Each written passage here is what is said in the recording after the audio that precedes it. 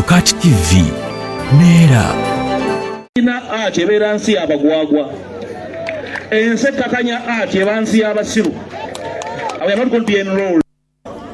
Ape simanyi oba kyakujjukira waliwo omusajja omuserikale yali amutulugunya ng'amubuuza mu Luswayiri nti omesikia alo n'amuddamu nti okusikia nsikia naye suwulira naawe weyandikugambye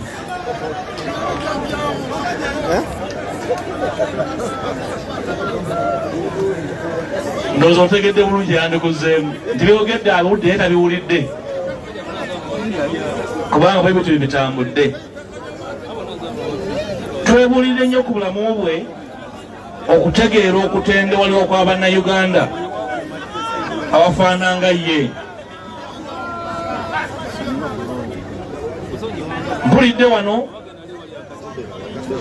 abamuweereza ssente ezamujjanjaba nga alwadde, mpulidde n'ensimbi nnyinnya ez'amabugo ezizze.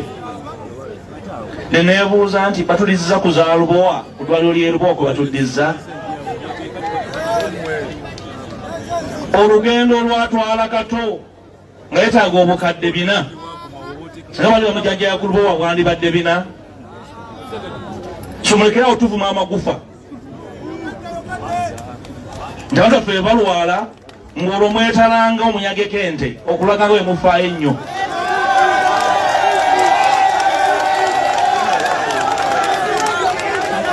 Kamabuulire ekisembayo emawokota bandizise Kato mu kitiibwa ne bemutandize kujja kukugongola.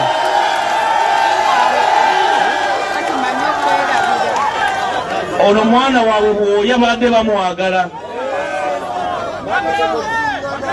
Kato era abadde mulongo nga buli muntu amwaniza ye n'amubuuza ne bw'aba takkaanya naye tekimufuula kapere nti ate amanyi nti bano balabe bebe. Abalabe be abadde abamanyi newandibadde abadde abasemberera. N'olwekyo temutuvuma amagufa, bwe muyina okukola mu bikole. Abagobera ebigenda maaso mu ggwanga gye mbadde ntambula ennaku zo mulabye amalwaliro bwe gafaanana n'amasomero. Kaakati bakadde bange Kato tumuwe ekitiibwa ekimugwanidde. Nga mmaliriza Mr. President, ba artist nga twereketa Kato mwekkirizeemu. One of the most consequential MPs omuku abaka bennyina mu parliament abankwasibwa abalimu omuzinzi ye Dr. Hildeman.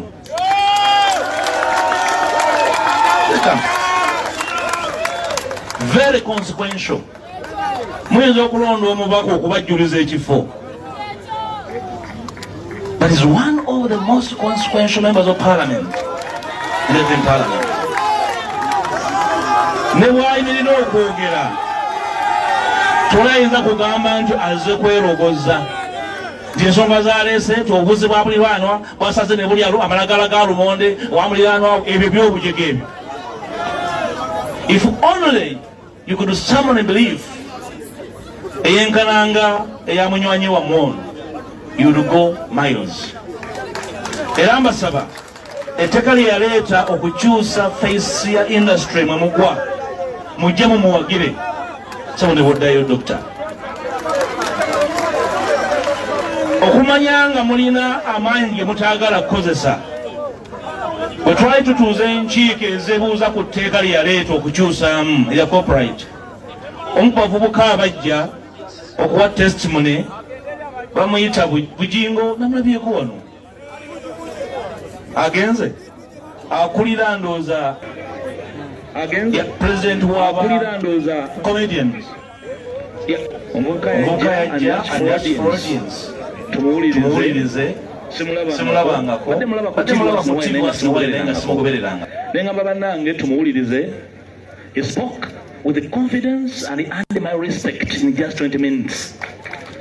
Nti abaana bano bali eno batuuliddwako tebafuna mukisa kuwulirwa naye nga kyebakola bakitegeera bakyagala, they need our support. N'olwekyo musitule amaanyi gammwe, temwegayirira gavumenti etuyambe ebyo byabawangule rise and say kino kyetwagala omusolo omwe muguwa mwe muyimirizaawo okutegera kw'eggwanga ensi etalina ati ebeera nsi y'abagwagwa ensi ekkakanya ati eba nsi y'abasiru we are not going to be enrolled mu nsi y'abajega n'olwekyo muyimirire rise mutambule wamu muwuliziganye. Very finally, Sebo Chief Mona, I know you are really a very decent man. I hope Jakova Nongo for the commitment. And the National Theatre twagera kuzimba wa arcade nga twawuliye mabega kawo. Ngaluwa bagisolozo gizimba wa arcade. Wabanga bajjawo shimo ne bazimba wa arcade. Wamusobodde okumenya ebintu ebira ku mulembe guno ne mukolawo ebyobujega. Probably you are sure the artists here at the National Theatre ejja kubeera improved tegenda kuvaawo bazimbe wa arcade nga bakalya bugala b'omulembe guno bazze bakola ku bintu bingi eby'omusolo. Ekyo yinza okuba living testimony bajjukire nti General Katumba yakola commitment era gyajjirwanirira in our time and time after them. After all, your times simpanvu nnyo before we really take charge of these times. Naye nga mukyaliwo bye mulina okukuuma mubikuume kubanga ne bulamu mubigyewo ne tunasanga waakedi ku mulembe gwaffe tujja jijjawo tuzeewo National Theatre anyway. Obubaka bwange obutongole oba office abukwasiza Namwadde family muzikirize n'obwetwaze empty president ajje akubagize abataka.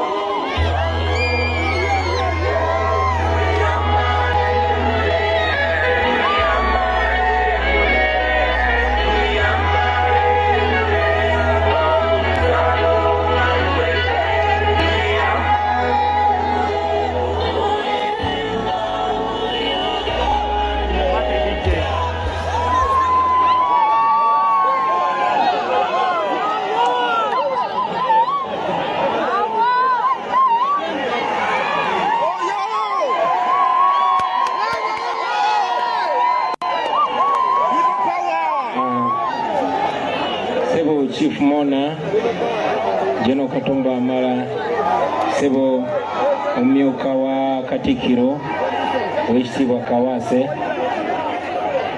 Sebo leader of opposition, abakulembeze mwenna aba members of parliament, ba ministers, aba government ey'ekimpatiira, ne ba ministers aba government yaddala.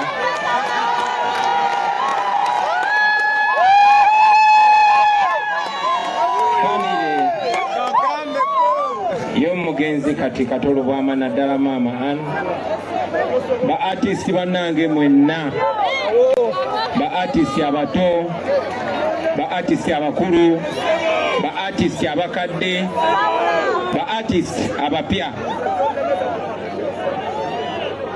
bakungubazi bannaffe mwenna, abantu ba wano enkozi kitalo nnyo. Kyakitiibwa okwogerako gye muli abantu b'enkozi, nze banzalira wano nkozi mu ddwaliro.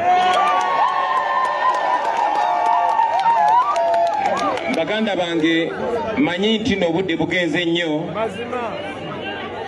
ate leero si lunaku lwa kwogera.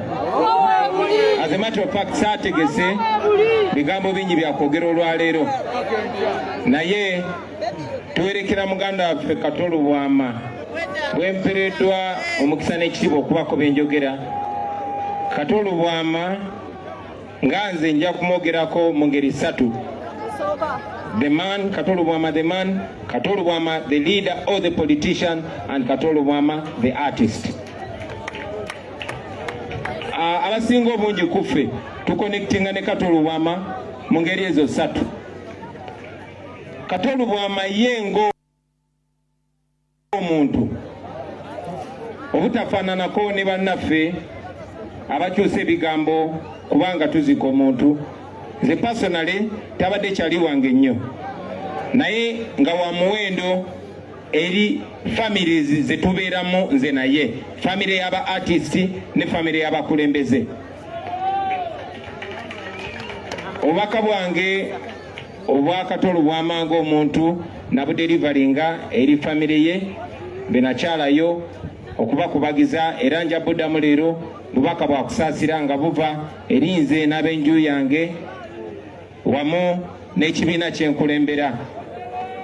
Tunyolwa wamu nammwe tubasaasira era bwe tuli baganda tuyimirira wamu mu buseera obwakazigizigi nga buno. Era okufaananako n'abantu abalala bangi badde bakyogerako. Kato Lubwama ye abadde uniquely controversial nti nammwe abali wano bangi nnyo kizibu okusanga Kato Lubwama gw'ataavumako. Abamu yabavuma nnyo, abamu mpola mpola, abamu directly, abamu indirectly. Naye nga abasinga obungi weza mbali Kato Lubwama yakuvumako, gwe abe mukibi Kato Lubwama yakuvumako, gwe bajjo in fact yakubamu ne kumpi gwe bajjo. Kato Lubwama buli omu yamuyisamu eggaali, olaba ne Katikkiro yamuyisamu eggaali. Kati oyo Kato Lubwama. Era Lord Mayor abadde ayogera wano, ayogedde ku lunaku lwe twamukyalira. Kato Lubwama ne bw'aba aweddeyo ng'era alina okuleeteramu kezalawo. Naye nga ye waffe ffe ba artists, I would say this is an artist thing you wouldn't understand very easily. Okumu understanding nga kibadde kikwetagisa naawe okubeera ng'oli ku frequency eyo nga artist.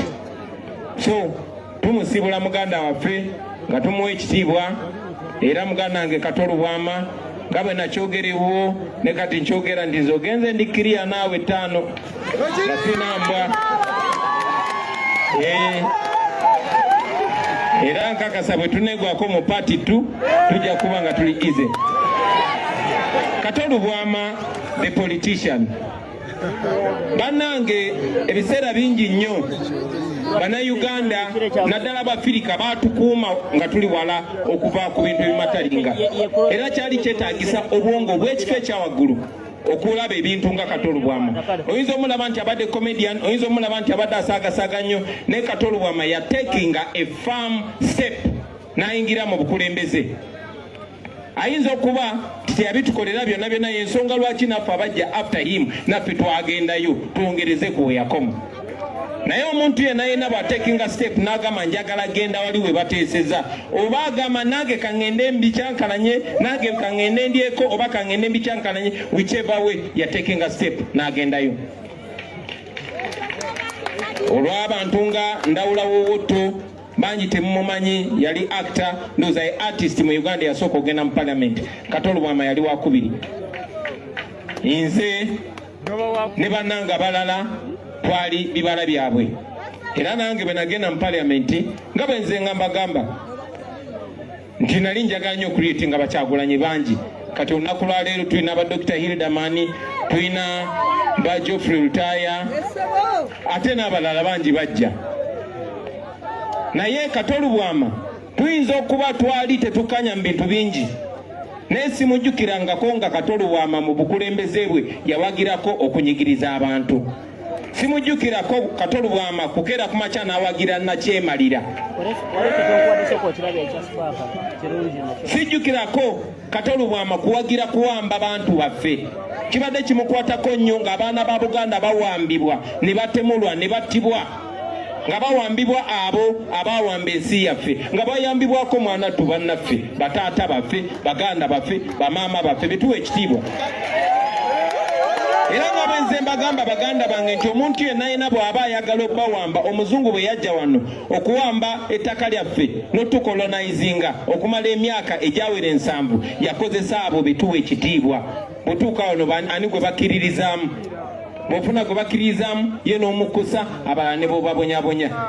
Ekitundu kino kibonaabona kubanga baafuna abatono abo nga ekibakwatako lwe lubuto lwabwe si mutima gwabwe.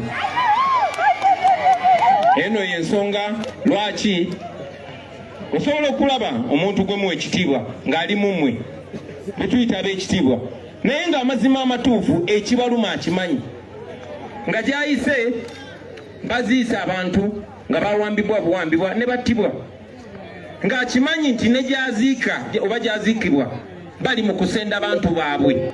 ku ttaka lyabwe naye n'atakyogerako. Kato Lubwama teyali bw'atyo, era singa bwe yali bw'atyo yandisaze n'adda ku sayidi enyigiriza, naye abadde ku sayidi y'abanyigirizibwa ebbanga lyonna. Weewaawo tabadde wa NUP, era olumu nga nange asomeramu nti nze naleeta akaana ka NUP akamugjayo mu parliament. Naye ebadde mboozi yaffe y'abaluganda. Kato Lubwama has stood firm for the values of leadership. We respect you for that, my brother. Mudipi tewaliyo byakulya by'amaanyi, naye ne Mao ne bwe yatunda ekibiina Kato Lubwama teyagenda naye. So we need to respect him for that. Finally, Kato Lubwama, the artist.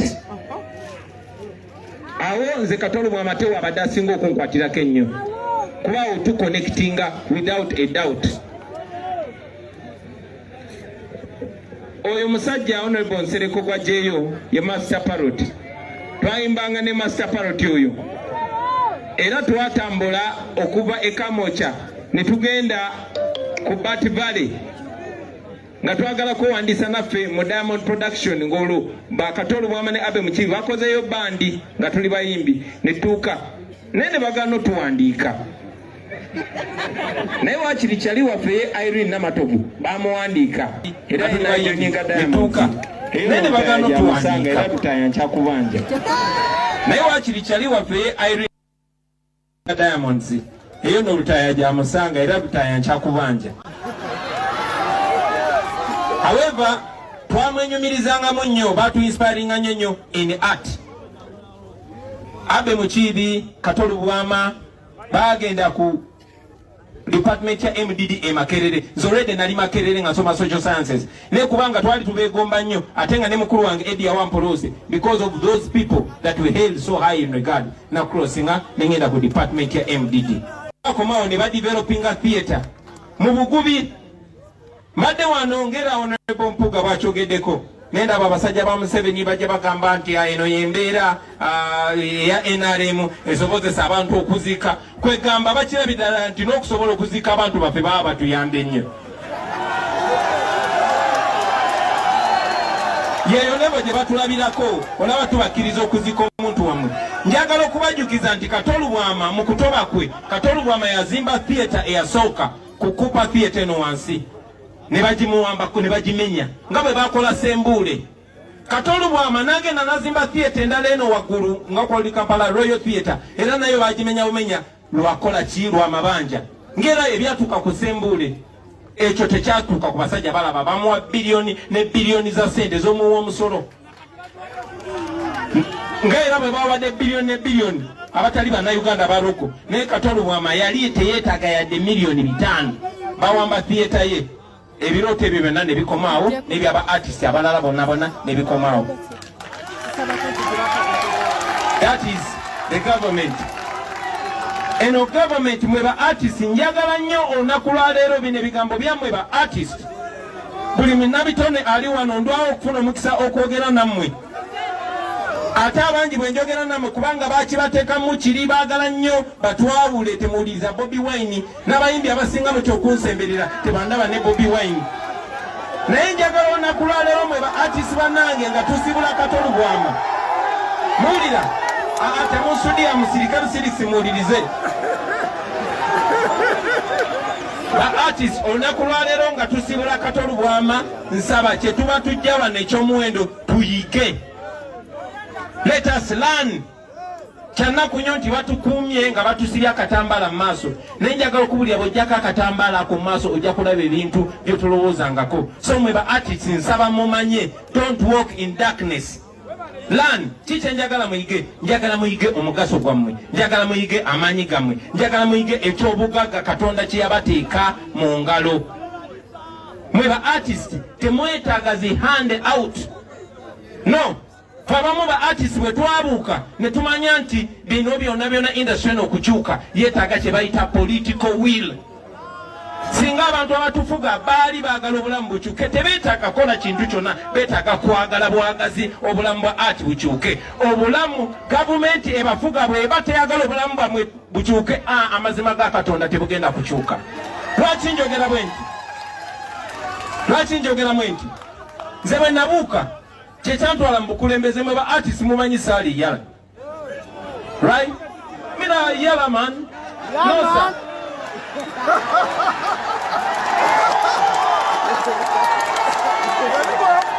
Naye twayagala kyetulabye tukiraga abalala n'abalala bakiraga abalala ensonga lwaki twagenda mu bukulembeze kubanga tewali kyosobola kukyusa okujjako ng'obukulembeze busazeewo. Tokkirizanga omuntu yenna okugamba mbu toyogera ku politics. Politics kyeki? Politics embeera y'obulamu.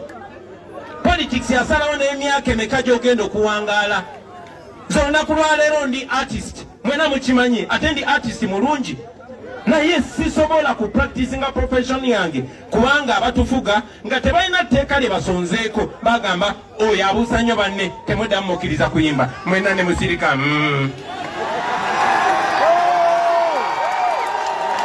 Ochegera. That is what politics does. That is what politics does. Olunaku olumu nali wa Pademani nga mukyalidde n'ensanga artist ng'aba Eritrea. Mbanzize nangamba ati aze ku recordinga Uganda kwata sobola ku recordinga waabwe nemuga enange nze ku mixinga kayimba kange nagamba have you already given your script to the minister? Nambuza nti byoyimba minister yabikiriza kubanga Eritrea basirika mpola mpola ne batekinga step emu after another paka ebafuka ba slave. Era namwe mujjukira bulungi nnyo nti bali balesa amateeka nti okuyimba oluyimba obukola omuzannyo minisita alina okukkiriza. Tembijjukira. So it takes the political will. I know twala obudde bungi naye honorable Sereko kankozesa eddakiika endala 3 bano ba artist ndwawo bafuna. So mwe ba artist it takes the political will. Bwe nagenda mu parliament namanya ati nze nyina emirimu mingi omulimu ogusooka ku representing aba artists naye omulimu omukulu ku representing Uganda bonna kuba wali abalimi wali abasawo waliwo abaki nze nemanya ati eddagala lya kujjako dictator nengenda okujjako dictator naye nemateekerayo bakyagulanya abalala. Dr. Hildeman Sabiro gy'oyongere ojjeko bano sebo basebo ne bannyabo. So baganda bange bwe namanya nti ba artist betaaga something done.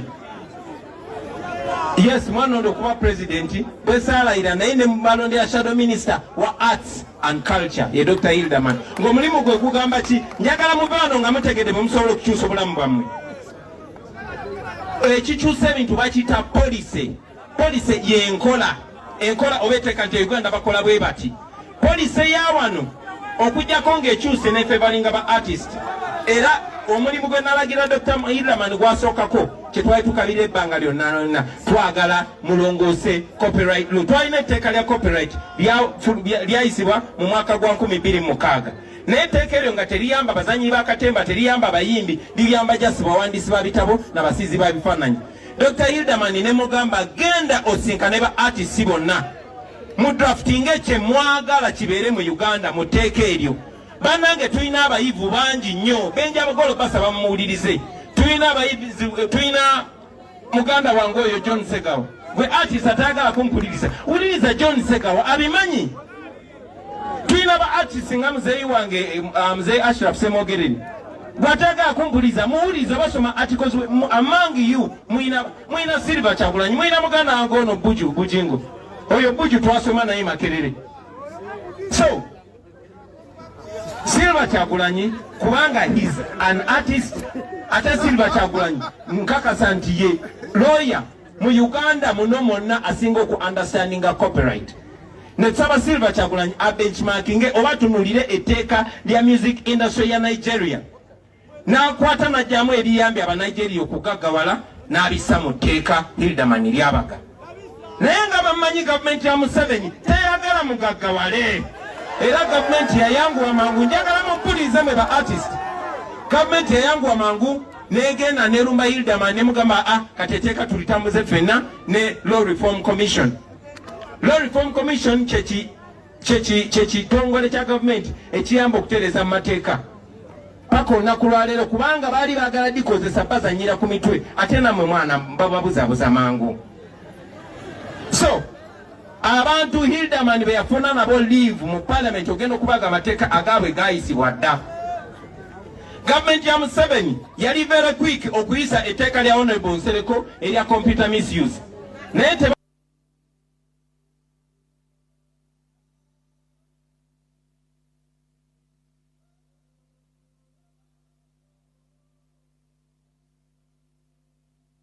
wano nga neje mulaga mulabayo muli enenya mweka temujja gamba nti tetwabalaga kituufu.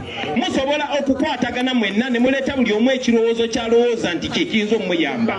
Gambe nti ffe oba mwagala tukyawe Kyagulanyi artist munaffe muyise etteeka lino lituyambe. Etteeka eryo teriyamba Kyagulanyi. Okay, nange linnyamba kubanga nange ndi artist. Naye erijjo bayamba. Ekibayamba si bwe buhanda utu kubasisinkana babaweeyo obukadde bubiri. No, ebyo byakubadongowaza my friend. Kino kye mukola njagala mukikole kiyambe mmwe, kiyambe n'abaliddawo. Ne artist yali ekalamoja nga teyeetaaga kujja Kampala bamumanye. Ne artist yali embala nga teyeetaaga kujja Kampala bamumanye. Temulina kubeera ku mmase ya muntu yenna. Etteeka eryo naye nga bwe mbagambye nti eno gavumenti teyina interest ya kubalaba nga mugagawadde. Kuba mugagala muba temukyasobola kufuukamirira muhoozi. Bwe mugagala muba temukyasobola kufuukamirira Museveni. Artist mu understanding, open your minds. Muli bagezi nnyo, njagala mu understanding. Ate namwe abakitegedde nsaba muleme kulimba balala.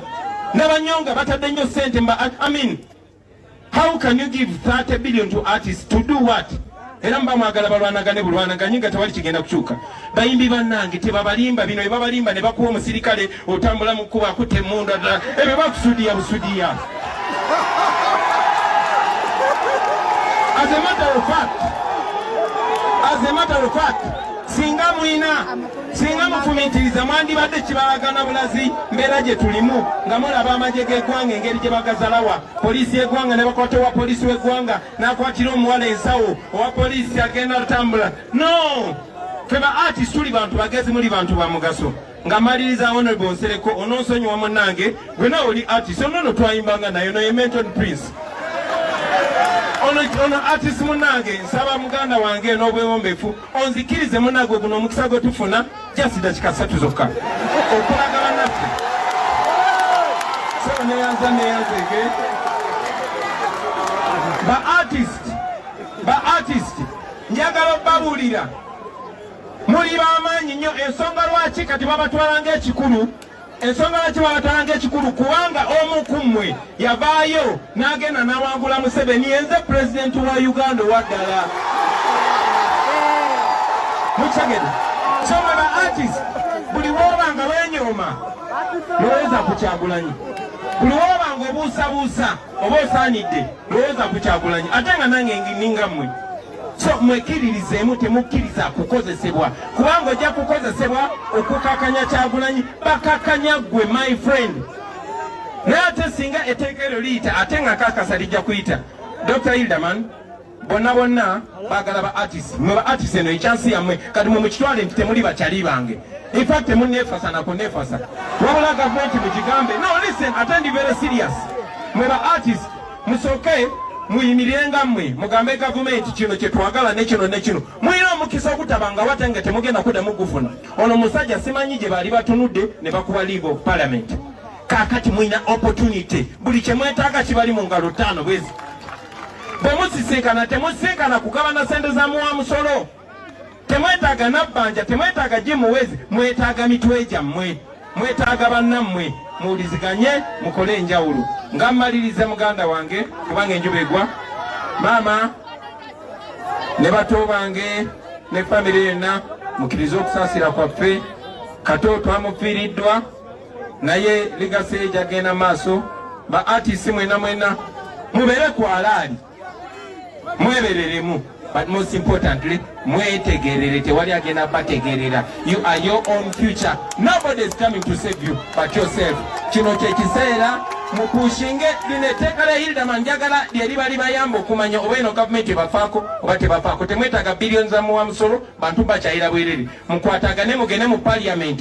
NRM yesinga ba MP abangi bwe banayise etteeka eryo nga bwe mwagala nga mumanya Museveni abwagala, naye bwe bataliise nga bwe mwagala mulimbuulira. Salamu alaikum warahmatullahi wabarakatuh. alaikum assalam wa rahmatullahi wa barakatuh. Nayo njagaza ki Bobi.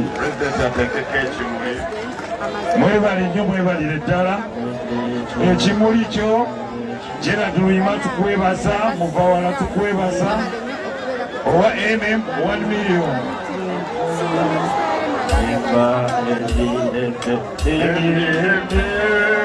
Yesu jiva unjagaza ajaga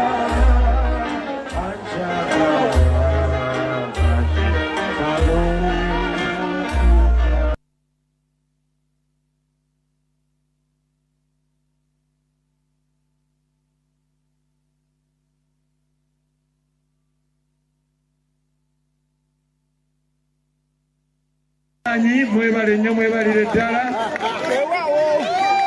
basebo ne banyabo sebo ow'ekitiibwa nsaba mwenna mutuule kaakati mwebale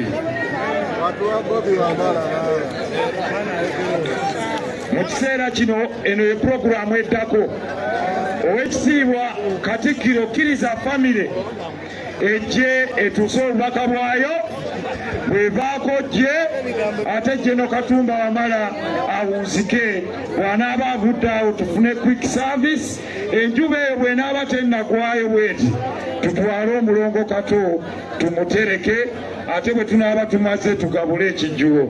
Assalamu alaikum wa rahmatullahi wa barakatuh.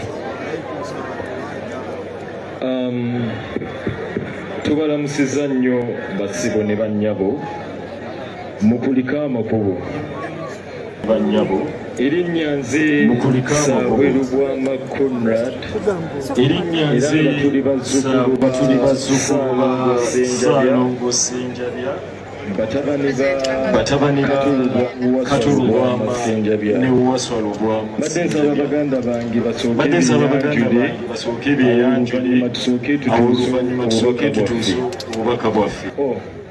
Alikuke muwulirize ono wano ye Priscilla Lubwama, ono ye ssenga wange Nabaggala, ono Arnold Lubwama, ono Cordell Christian Bamutenda, ono Chloe Sarah Naiga, ono Collins Lubwama Mwambazi, Musa Carl Seguya ne Julius Dumba.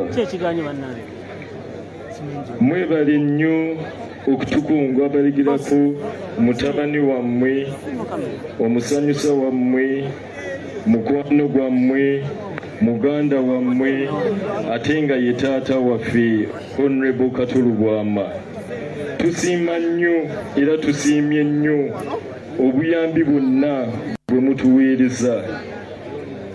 Njagala okukozesa omukisa guno okwebaza the President of the Republic of Uganda, His Excellency Yoweri Kaguta Museveni, General Salim Saleh, Mr. Robert Kyagulanyi, General Birungi, the Right Honorable Prime Minister, Speaker and Deputy Speaker of Parliament, Leader of Opposition, Honorable Munyagwa, ababaka ba Parliament ey'ekkumi n'ey'ekkumi n'emu, all political parties, Haji Basajja Balaba, Madam Maureen Balechi, the Central Organizing Committee, Pastor Bujingo, Habibi, Abe Muchibi, John Segawa, my bestie, Haji Ashraf Simogerere, Mr. Andrew Benon Chibuka, Chelsea Nkubugi, Waiswa Kasada, Mr. J.W. Katindi, Mr. Christopher Muchibi, Diamonds Nsimbu Entertainment, Diamonds Production, Afric Talent, Bakayimbira, Ebonies, Black Pulse, The Dinosaurs, and all.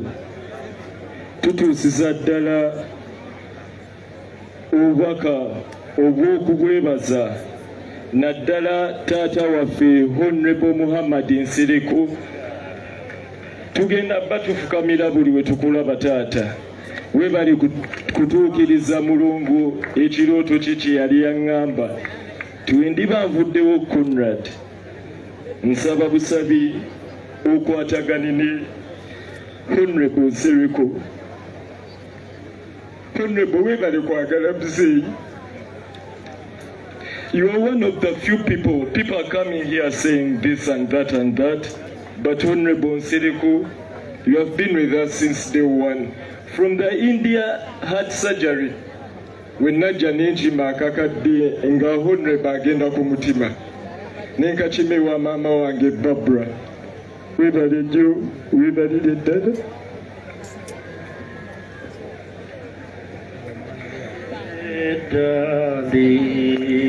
Anyway, music. Abasaba ne banyawo. Kankozesa eddakiika ntono nnyo ne bwe muddayo. Amannya nze Julius Dumba.